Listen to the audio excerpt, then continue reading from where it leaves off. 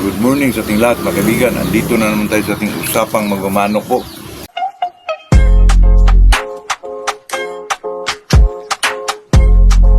Ito talaga mga kaibigan sa atin. Ito usapang magmamanok lang po. Enjoyment lang mga kaibigan.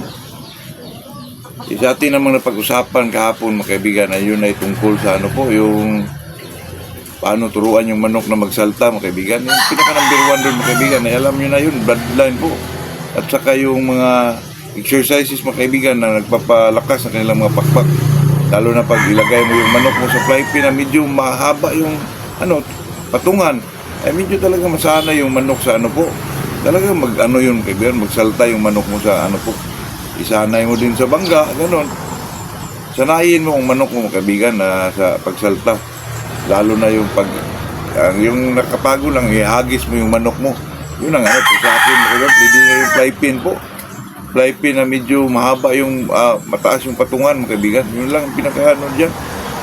At saka sa atin mga kaibigan, may nagtanong sa akin dyan sa message po na sa natin, comment section na hindi ba ako gumagamit ng mga molasses po. Ang molasses naman mga kaibigan, alam naman natin yan na ay gawa yan sa sugarcane. Pero mas mababa ang kanyang sugar level po. Yun na, marami niya mabili naman yan mga kaibigan sa mga sa mga mall. Mayroon naman dyan sa mga mabili yung isang ganun mga kaibigan. Hindi ko lang alam kung magkano po. Ang dyan ay 50 grams sa 2 liters mga kaibigan. Yun ang ipainom mo po sa manok. Maganda daw yun sa mga lalo na sa biyahe ang manok. Nawala daw yung mga stress na manok. Pero sa akin dyan mga kaibigan ay pwede naman yung mga Dextrose powder lang, pwede lang yung sugar, gano'n lang po. Wala namang problema doon mga kaibigan kasi ang molasses po ay nakakatulong din yan. Lalo na sa pagtunaw ng sa kanilang sa kanilang digestive system mga kaibigan. Maganda din yun pero sa akin mga kaibigan kung wala naman tayo dyan at saka nagmahal lang yan, pwede naman yung mga sugar mga kaibigan, yung central, ihalo mo lang sa tubig at saka yung Dextrose powder mga kaibigan, wala kang ganun. Sugar, yung sugar na lang na yung brown sugar, yung sa amin tawag dyan dito sa Bisaya mga kaibigan, central po. Yun lang mga kaibigan, yun lang ating ma-share sa ganyang mga klase po. Sa atin mga kaibigan, may nagtanong sa akin na, boss, ano ba daw ang pinakamagaling na manok o pinakamagaling na bloodline na dapat ng alagaan po? Ilang bisis na ako dyan mga kaibigan, sa daming bloodline ngayon mga kaibigan, hindi mo talaga masabi o matukoy na itong bloodline na ito ang pinakamagaling po. Kung sa akin, may sarili akong may sarili akong pananaw mga kaibigan about dyan po. Kasi pag pinag-usapan mga kaibigan, sweaters, may magaling dyan sa sweater mga kaibigan, itong Possum at saka itong 5K, Golden Boy. Kasi yung mga ganyan mga kaibigan, pag ihalo mo yan, isa lang pinanggalingan yan Possum lang Yung 5K, cross ng Yellow Lignats to Possum. Golden Boy, same family lang sila sa 5K. Kaya, parang sila lang kaibigan. Pero, sa tingin ko po, Possum talaga mga kaibigan. Ang Possum naman, maangat naman yun.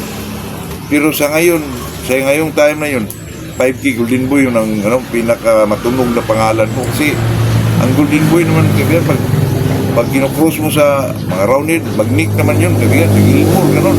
Pati yung 5K mga kaibigan, pero pag sinasabi natin magaling kasi mga kaibigan, hindi talaga natin matukoy yan.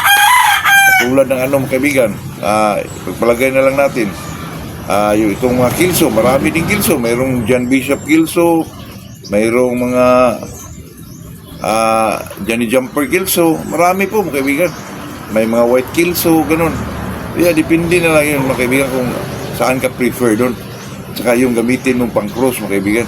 Kasi gusto mo talaga pag ginagamit mong beast blood ng isang manok, magaling talaga. At saka may lakas ang palo. At saka may mga palo din mga kaibigan. At saka brainy din ang manok. Hindi naman natin nasabi yung Golden Boy na brainy yun. Pero sa true selection siguro mga kaibigan, sa katagalan mong nag-breed sa ganyang klaseng bloodline, ay may improve talaga yan mga kaibigan. At hindi mo yan i-cross sa ibang bloodline po. Ito na mga mga kaibigan, katulad itong mga limon, claret, tulog na pangalan dyan, kaibigan, katulad itong mga roundhead. Ang roundhead, mga kaibigan, ang daming roundhead na po, katulad ng mga dati na mga magagaling na roundhead po, mga kaibigan, yung Lizzie roundhead, hindi mawala yun, mga kaibigan. Itong Shilton, itong Boston, itong Allen, mandami po. Pero ang medyo matunog talaga itong po, mga kaibigan, itong tinatawag ilang Boston roundhead, mga kaibigan, kay Sir Lancy po. Kay Sir Lance naman yan mga kaibigan, di naman natin niya masabi na kasi dinidevelop na yan ni Sir Lance. Nakuha ng mga medyo batikan na breeder katulad nila Iskulin.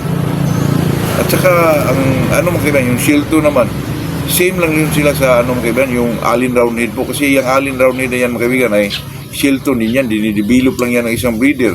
Na nangalang Alin, hindi ko alam kung ano doon, apelido Alin mga kaibigan. Nakuha din ni Manny Diliba na mas ladong dinidevelop po. Kasi ang bloodline mga kaibigan, pag magtagal yan sa kamay ng isang breeder for how many years, at talagang maganda, magaling isang manok po. Pag bro, sinasabi mga kaibigan, tinutukoy talaga kung sino pinakamagaling. Hindi natin masabi yan kaibigan. Makapagkasabi lang yung mga legendary breeder na po. Katulad ng mga kilala talaga, katulad nila Sir Biboy. Pero hindi pa rin yan makapagtukoy mga kaibigan kung anong bloodline yun. Hindi tayo pagilid-gilid. Kung sa akin mga kaibigan, sa akin lang to ha. Wala itong ano mga kaibigan, halong ano. Dahil sa akin lang, hindi naman sinasabi Hilton, hindi naman sinasabi Golden Boy.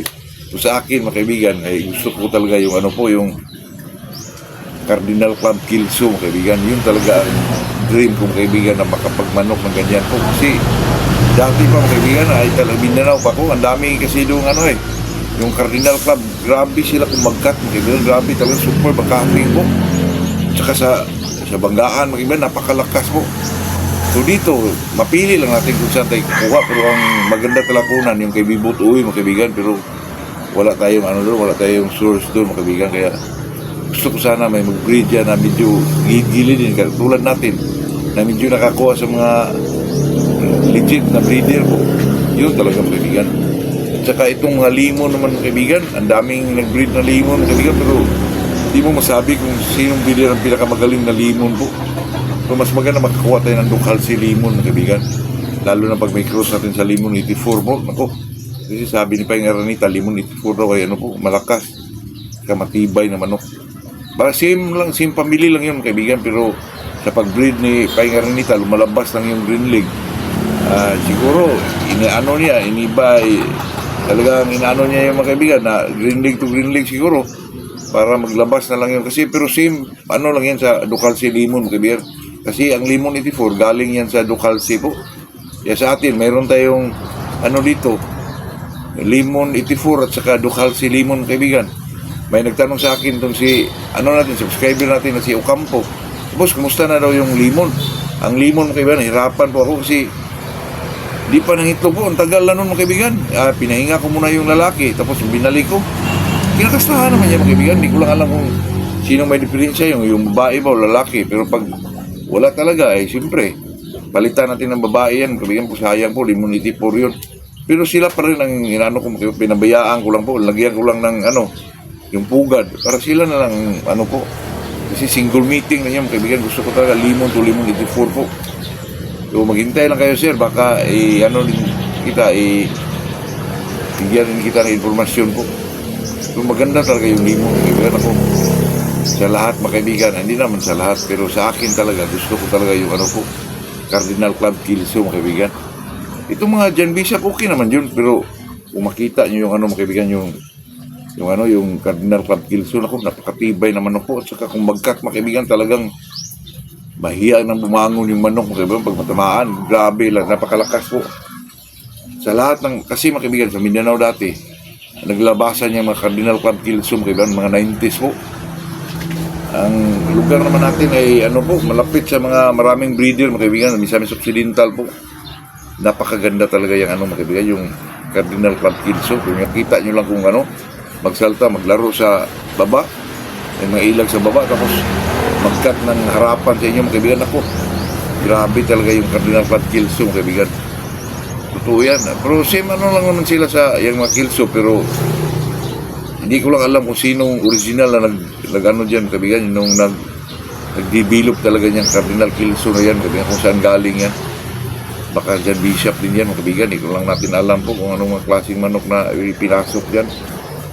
Pero mga kaibigan, nakita ko rin yan sa yung kaibigan ni Bruce Barnett na nagbe-breed din yan nakalimutan ko ng pangalan doon mga kaibigan. Authentic din yung mga Cardinal Club niya at saka yung kay Ratgrapes, maganda din yun kaibigan.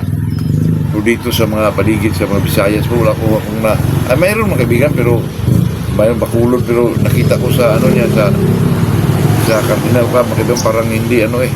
Nakita ko yung Cardinal Club mga kaibigan, ano yun, wine red, white feet. Tapos ano mga kaibigan, napakaganda ng pagka wine red po. Kilso talaga mga kaibigan. Pero nakita ko yung kaibigan ko na may-ari din ng Cardinal Club Kilso doon sa Misamis Occidental po.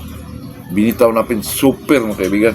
Kahit sa taas, mababa, umagat sa baba mga kaibigan. Ako, napakalakas po.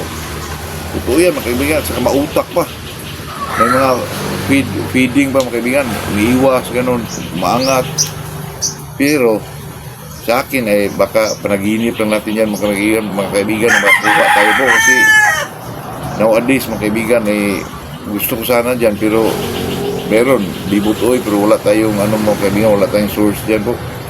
Baka someday yan, gusto ko ang manok yan kaibigan, kumplito po, taas, baba, saka mautak mga kaibigan, super bangkating, ganun. So dito naman mga kaibigan, hindi naman tayo nag-ano sa ating ano po, manok, katulad ng Golden Boy. Hindi pa rin yan maano mga kaibigan kasi kung sa baba lang, grabe din. Matamaan ka talagang ano na po mga kaibigan. Kung sa baba lang kasi may cutting talaga yung Golden Boy mga kaibigan. Sabi nila, ano lang, maganda lang daw sa kulay, sa gano'n. Di po. Talagang may cutting ang Golden Boy mga kaibigan, totoo yan. At saka napakaganda sa Golden Boy mga kaibigan. Ay, ano, pwede mong may laban mo. Ano siya, pwede natin gawin breeding. Tapos pag video wala ka naman panlaban, pwede ilaban mo kasi nandun talaga yung palo mga kaibigan. Kaya kasi yun talaga ang nagdala ng ano po sa ano mga kaibigan, exam, yun talaga po. Yung may palo ng manok mo po mga kaibigan. Kasi pagdating sa medyo dragging na, drag fight na ay talagang may mga ayag bibi po. Hindi mawala yun mga kaibigan. Same lang sila ng palo ng 5K pero ano din yung 5K mga kaibigan, medyo multiple din ang palo katulad yung 5K na nawakan natin ngayon. Kung ibitaw mo sila mga kaibigan, medyo may edad na yun. Kung ibitaw mo sa Golden Boy, napaka-exciting tingnan po, napakaganda tingnan mga kaibigan. Medyo talagang ma-enjoy ka po. Yun lang mga kaibigan, yun lang ating masabi dyan about sa kung sino yung pinakamagandang ano po, manok na dapat nating alagaan mga kaibigan. Pero sa ngayon mga kaibigan, wala pa rin makatalo sa ano po, yung roundhead sa Kilso mga kaibigan. Yun lang naman talaga sa atin po, itong mga claret, limon, ganun pa rin mga kaibigan. Pero sa akin mga kaibigan, sa akin lang naibabaw pa yung ano po, yung Cardinal Club Kilso mga kaibigan. Yun talaga. At saka itong mga white Kilso mga kaibigan na sinibalang, yung sa Bisaya pa ano, yung bangkas yung tawag sa amin dyan mga kaibigan yung may mga itim-itim na puti, mga bangkas yun Ang dami yan sa ano, Aurora City po. Sa bandang Mindanao mga kaibigan. Ang daming nag-alaga dyan ng mga bangkas na manok. Kasi itong mga sinibalang na manok mga kaibigan, mayroon ding cutting po. Pero yung mga puti na dati mga kaibigan, yung mga Sambanga White, siguro yan, kinapos ng pula. Yung mga white claret mga kaibigan, kasi sabog na yan doon sa Mindanao yung mga white claret mga kaibigan. Ang daming nag-alaga dyan dati, yung mga pumpkin na manok, yung kay Nini Abilio po, yung mga pusom, ang daming nag-alaga dyan doon mga kaibigan sa Mindanao po. Talagang wasak yan doon mga kaibigan, talagang sabog yan doon na ano, talagang na-spread talaga yung mga bloodline na yan mga kaibigan, yung dati po, yung mga pusom, kay Nini Abilio, talagang na-spread yan sa Mindanao mga kaibigan dati. Kasi doon din tayo stay dati mga kaibigan. Sa atin mga kaibigan, hindi na lang natin isipin yung kung ano yung pinakamaganda o pinakamagaling na manok po. Sa atin kung ano lang yung mawaka natin mga kaibigan, yun ang i-develop natin mga kaibigan, yun lang po. Yun lang ating masabi sa araw na to. Ano bang tawag nitong Semana Santa mga kaibigan? Happy, ano ba to? Basta magandang Semana Santa po. Good morning sa ating lahat mga kaibigan.